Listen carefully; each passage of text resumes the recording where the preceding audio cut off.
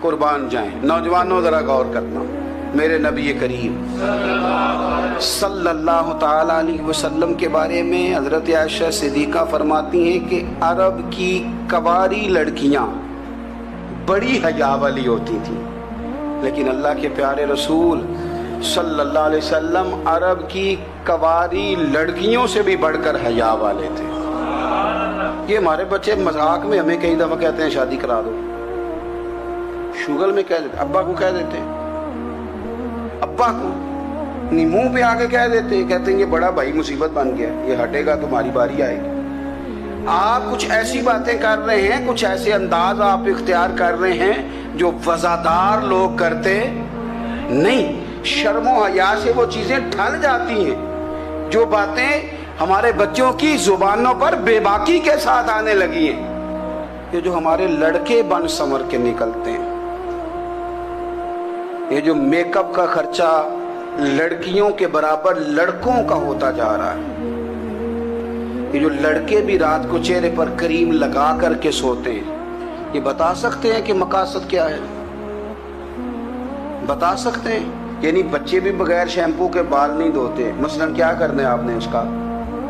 بڑی بڑی قیمتی چیزیں جو ہیں وہ آپ نے رکھی ہوئی ہیں، مقصد کیا ہے؟ یہ جو ہمارے بچے بن سنور کے نکل رہے ہیں تو کیا دعوت دے رہے ہیں سوسائٹی کو؟ شارٹ نکرے پہن کے جو نکلے ہوئے ہیں، اوریاں لباس پہن کے نکلے ہوئے ہیں۔ اقبال نے کہا تھا دیار مشرق ہوس میں غلطاں، شباب اوریاں شراب عیسیاں، جسے بھی دیکھو غری کے عیسیاں، ہم ایسی تہذیب کیا کریں گے؟ شباب اوریاں، تم نے اپنی جوانی ننگی کر ڈالی ہے ساری، معاذ اللہ۔ کن مقاصد کے لیے؟ میں وہ اعداد و شمار بتا نہیں سکتا۔ ہمارے ہاں گند سستا ہو گیا ہے، لوگوں نے گناہ تک پہنچنا آسان بنا دیا ہے۔ آپ دیکھ لیں گندگی دروازے پہ اور گند موبائل میں، کیسے بچائیں ان بچوں کو؟ کیا کریں؟ کلیجے پھٹتے، کبھی باتیں سوچتے ہیں تو سوچتے ہیں آنے والی نسل کو کہاں لے جائیں، کہاں چھپائیں، کیا ایسا کریں کہ یہ بچ جائیں۔ خدا را قربان جائیں حضرت عثمان غنی پر۔ مصنف ابن ابی شیبہ میں صحابہ فرماتے ہیں حضرت عثمان غنی نا بڑے مالدار تھے۔ مال آتا ہے تو لوگ عیاش نہیں ہو جاتے، مال آتا ہے تو لوگوں کی خواہشات بہت بڑھ نہیں جاتی۔ بڑے مالدار تھے، مالدار بھی تھے اور سونے بھی بڑے تھے۔ حضرت اسامہ بن زید کہتے ہیں میں نے زندگی میں اتنا سونا بندہ نہیں دیکھا جتنے حضرت عثمان غنی خوبصورت تھے، پیسہ بھی حسن بھی۔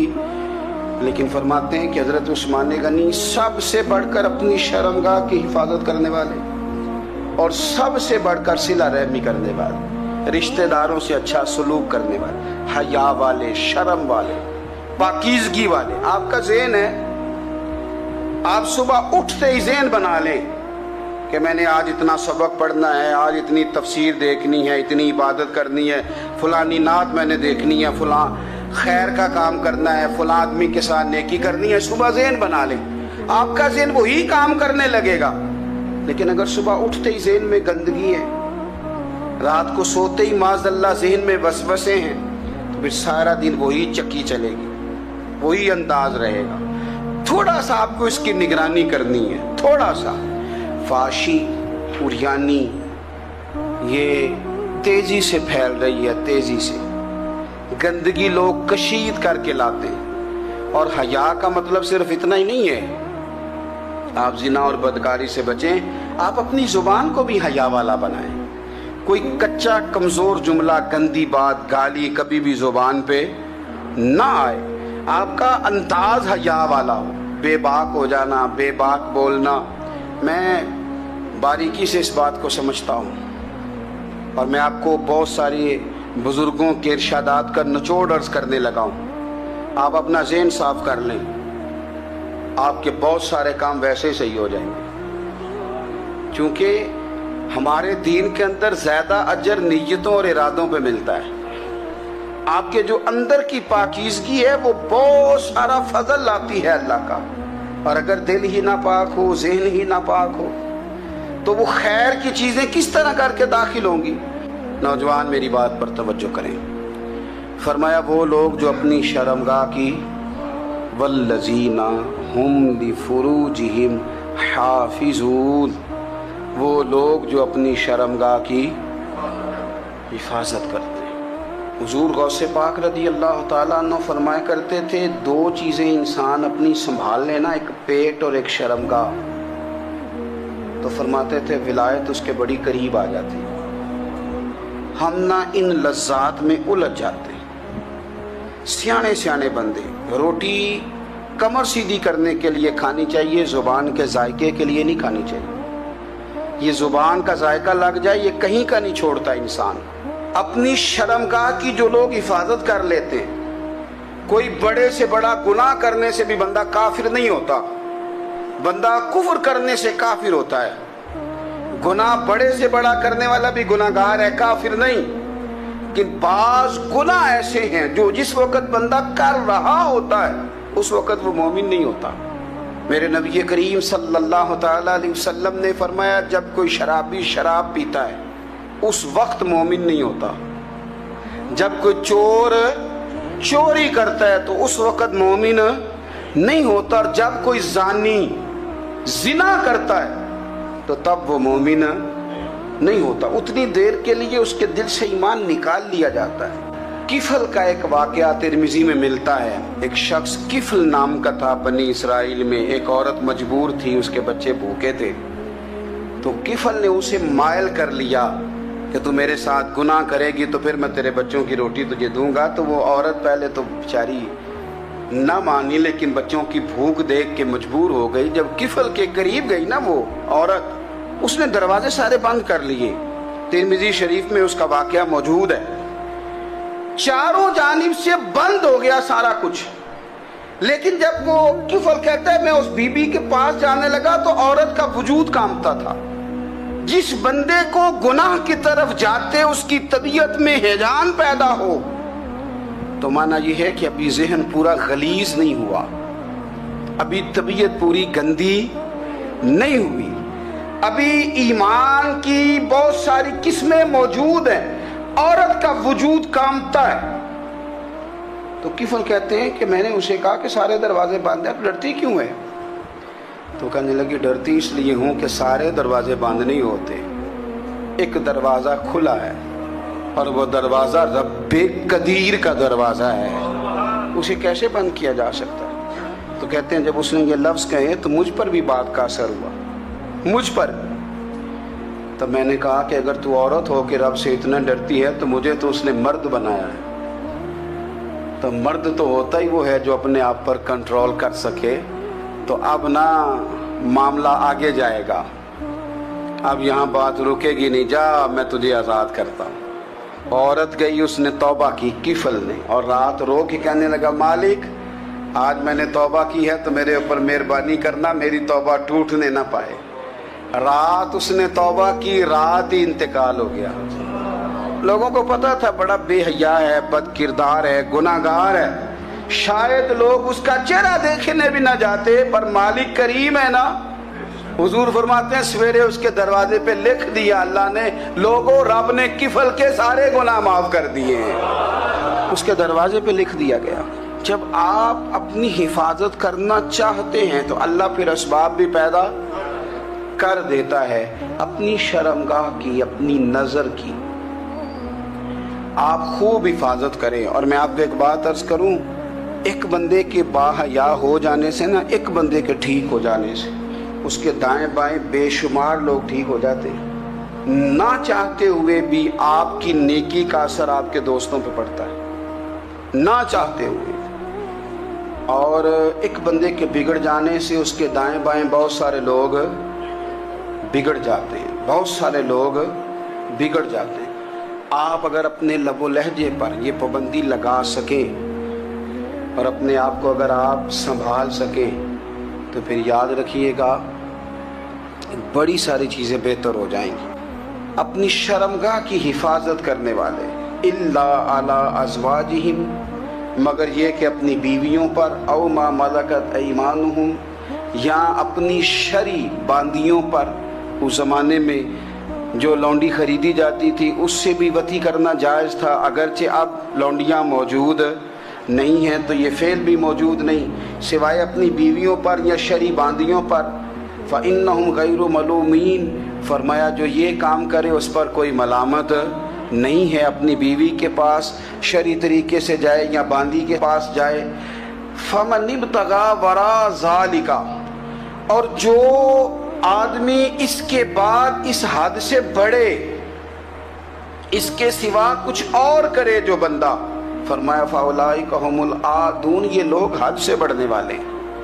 जो लौंडियों और बांदियों के अलावा, अपनी बीवियों के अलावा किसी और जगह गंदगी करें, ये हद से बढ़ने वाले, हदों को क्रॉस करने वाले लोग हैं। फिर इरशाद फरमाया वल्लज़ीना हुम ली अमानातिहिम व अहदिहिम राऊन, और वो जो अपनी अमानतों और अपने वादों की रियायत करते हैं, अमानतें अदा करते हैं, वादे पूरे करते हैं। और वो लोग जो अपनी नमाजों की हिफाजत करने वाले हैं, जिनमें ये खूबियां आ गई। मेरा रब फरमाता है नमाज में खुशू वुजू हासिल हो गया, फजूलियात से बच गए, ज़कात अदा करने वाले बन गए, शर्मगाह की हिफाजत करने वाले बन गए, अमानतें अहद पूरे करने वाले बन गए, अपनी नमाजों के मुहाफिज हो गए।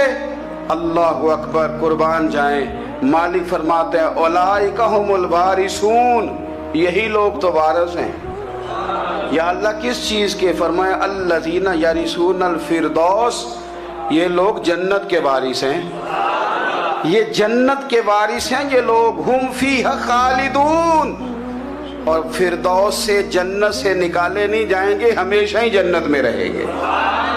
ये आयात अल्लाह का मुतालबा भी है, ये आयात सहाबा, अहले बैत, औलिया अल्लाह, उन तमाम की सीरत का अक्स भी है। और सबसे बढ़कर सैयदा आयशा सिद्दीक़ा फरमाती हैं यही तो आयात हैं जिन्हें अच्छी तरह समझ लोगे तो तुम्हें मदीने वाले के अखलाक भी समझ में आ जाएगा, हुजूर के अखलाक भी तुम्हें समझ में आए। बड़े गौर के साथ सूरह मोमिनून की इन इब्तिदाई आयात पर गौर करना चाहिए। रब फरमाता है कद अफ़लहल मोमिनून, तहकीक मोमिन कामयाब हो गए।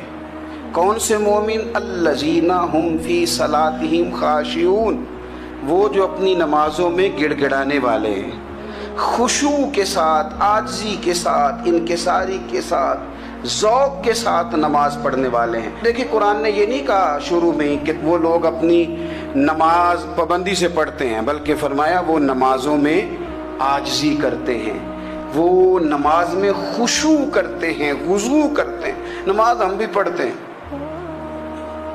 ढेर सारे लोग हैं जिनका ये मुतालबा है कि मेरा नमाज में दिल ही नहीं लगता। पहली बात तो ये है कि दिल ना भी लगे तो नमाज फिर भी पढ़नी है, और दूसरी बात ये कि दिल लगाने को भी तो कुछ इंसान के पास चीज़ें होनी चाहिए ना, कोई ज़रूरियात होती हैं। सबसे पहली बात ये कि मसला नमाज का नहीं, मसला अहमियत का है। आपने अल्लाह तबारक व तआला की ज़ात की, रब करीम के जलालत की जितनी ज़्यादा अहमियत अपने दिल में महसूस कर ली, उतना ही नमाज की तरफ तवज्जो आपकी बढ़ जाएगी।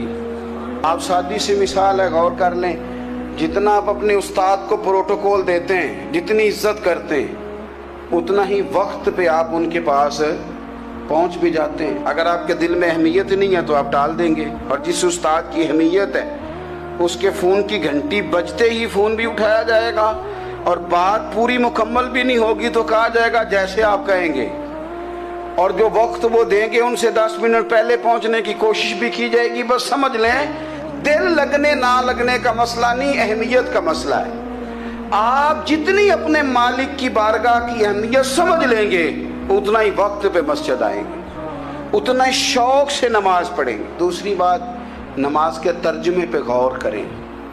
आप यकीन करें अगर नमाज का तर्जुमा हमें आ जाए ना, तो हमें तो यूँ लगे कि हम तो अपने मालिक की बारगाह में अर्ज़ो मारूज़ करने हाजिर हुए। ये सूरह फातिहा ही देख लें आप। हुजूर फरमाते हैं, रब फरमाता है सूरत फातिहा आधी मेरी है आधी मेरे बंदे की है। जब उसने कहा अल्हम्दुलिल्लाह रब्बिल आलमीन अर्रहमानिर रहीम मालिक यौमिद्दीन इय्याका नअबुदु व इय्याका नस्तईन, जब यहाँ तक वो लफ्ज़ कहता है तो ये हिस्सा मेरा था। उसने अपने रब की तारीफ़ की, और जब कहा ना उसने इहदिनस सिरातल मुस्तकीम, اب بندے نے التجائیں شروع کر دی. اس نے کہا کہ مالک بھی تو ہے, رحمان بھی تو ہے, رحیم بھی تو ہے, عبادت بھی تیری کرتے ہیں تو مدد بھی تو تجھی سے مانگنی ہے.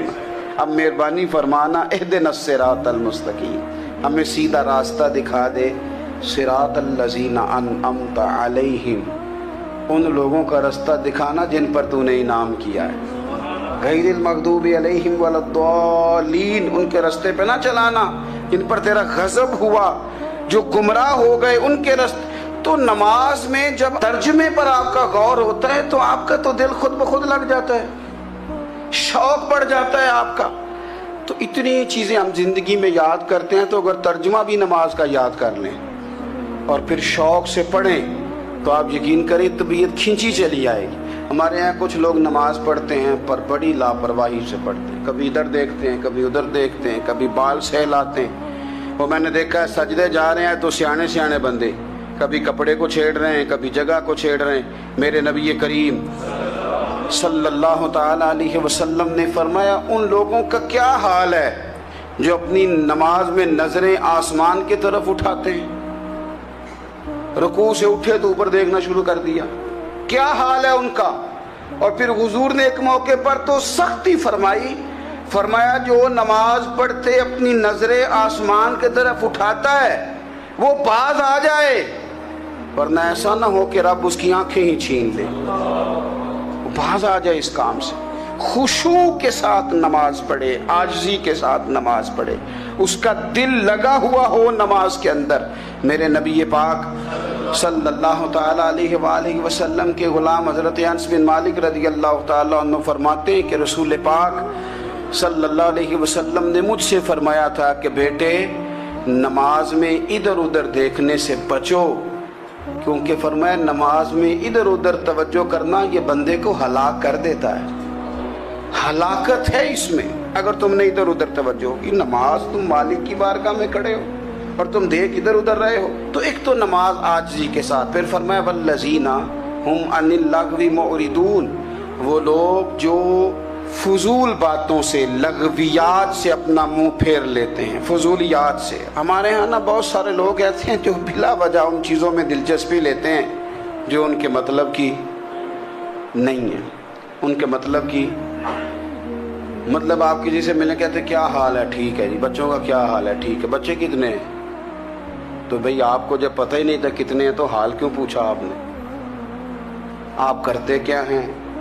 آپ کا بڑا بھائی کیا کرتا ہے, چھوٹا بھائی کیا کرتا ہے, ابا جی کیا کرتے ہیں؟ بھئی آپ کے مطلب کی بات نہیں, آپ مطلب کی مقصد کی بات کریں. بے مقصد باتوں میں الجھنے کی ضرورت نہیں ہے. دیکھیں اپنا ادارہ میں چلاتا ہوں, اپنا گھر آپ چلاتے ہیں, اپنی ڈیوٹی آپ کرتے ہیں. آپ کو زیادہ بہتر پتہ ہے کہ آپ اپنا گھر کیسے چلا رہے ہیں. مجھے زیادہ بہتر پتہ ہے کہ میں مدرسہ مسجد, مجھے زیادہ بہتر پتہ ہے اس کے اندر کون سی اصطلاح کس طرح کرنی ہے, یہ مجھ سے زیادہ بہتر کوئی بندہ جانتا نہیں. اب ہم کیا کرتے ہیں, جب ہم دوسرے کے کام میں مداخلت کرتے ہیں تو دو نقصان ہوتے ہیں. ایک تو اس کے ساتھ ہمارا رائے کا اختلاف ہو جاتا ہے, اور دوسرا ہمارے اپنے بہت سارے کام رہ جاتے ہیں کیونکہ ہماری توجہ ہی دوسرے کی جانب تھی, اپنے بڑے سارے کام رہ جاتے ہیں. اس لیے بہت ساری ایسی چیزیں ہیں جن میں بلا وجہ کوئی مقصد نہیں. ہم پرانے لوگوں سے باتیں سنا کرتے تھے, ہمارے بزرگ کہا کرتے تھے جیڑے پنڈ جانا نہیں, جیڑے پنڈ جانا نہیں ہوتا راہ پوچھنے دی کی. لغویات میں نہ الجھے, فضولیات میں نہ الجھے, یعنی ٹو میں رہنا, ٹو میں. آپ یقین کریں میں نے پرسنلی طور پہ اس چیز کو محسوس کیا ہے کہ ہمارے بہت سارے اہم حقوق صرف اس لیے مس ہوتے ہیں کہ ہماری اپنے سے زیادہ توجہ سامنے والے پہ ہوتی, سامنے والے. میں نے دیکھا بڑے بڑے عجیب سوال اور بڑے بڑے انوکھے سوال, مطلب یہ کہ اتنی لمبی چوڑی, اور لوگوں کو بڑا پتہ ہوتا ہے یہ فلاں آدمی جو ہے اس کے بچے کتنے ہیں, وہ بیاہ کہاں پہ ہیں, کس کس علاقے میں ان کی شادیاں ہوئی ہیں. اتنی تفصیلات کی ہمیں ضرورت نہیں ہے. ہم سے تو ہمارے بارے میں پوچھا جائے گا, تو ہمیں اپنا معاملہ بڑا صاف ستھرا. دیکھیں کیا سونی بات کی مدینے والے رسول نے, قربان جائیں حضور کے جملوں پر. ایک شخص نے پوچھا حضور سونا اسلام کون سا ہے، خوبصورت مسلمان کون ہے؟ تو نبی پاک صلی اللہ علیہ وسلم نے فرمایا وہ خوبصورت مسلمان ہے جو بات اس کے مقصد کی نہیں، بے معنی ہے وہ بات وہ چھوڑ دے، بے مقصد باتوں سے الجھنا جو بندہ چھوڑ دے وہ مسلمان بڑا سونا مسلمان ہے۔ ہم کمزور اس لیے ہوتے ہیں کہ ہماری توجہ زیادہ دوسروں کی باتوں پر پڑتی ہے۔ کچھ چیزیں ایسی ہوتی ہیں جو ہم نہ فراخ دلی سے بانٹتے ہیں، اور کچھ چیزیں ایسی ہوتی ہیں جو مجبور ہو کر ہم دیتے ہیں۔ کئی دفعہ ایسا ہوتا ہے کہ سامنے والا کچھ زیادہ تکلیف میں ہوتا ہے اور ہمارے پاس بھی وسعت نہیں ہوتی، لیکن زیادہ اجر اسی بندے کو ملتا ہے جو تھوڑی تکلیف برداشت کرے اور سامنے والے کی تکلیف کو دور کرے۔ مدینہ منورہ میں نا قحط پڑ گیا تھا، غلہ نہیں ملتا تھا، تو قحط کے زمانے میں لوگ نا پھر چیزوں کو مہنگا کر کے بیچتے ہیں۔ ہمارے ہاں ایک طرف چینی کی لائنیں لگی ہوتی ہیں، دوسری دفعہ چھاپا پڑتا ہے، پورے کے پورے گودام بھرے ہوئے نکل آتے ہیں، لوگ مصنوعی قلت پیدا کر دیتے ہیں۔ حضرت عمر فاروق رضی اللہ تعالیٰ عنہ کے زمانہ نور میں قحط پڑ گیا تھا، گندم کا دانہ اس طرح ہو گیا تھا جس طرح سونا ہے۔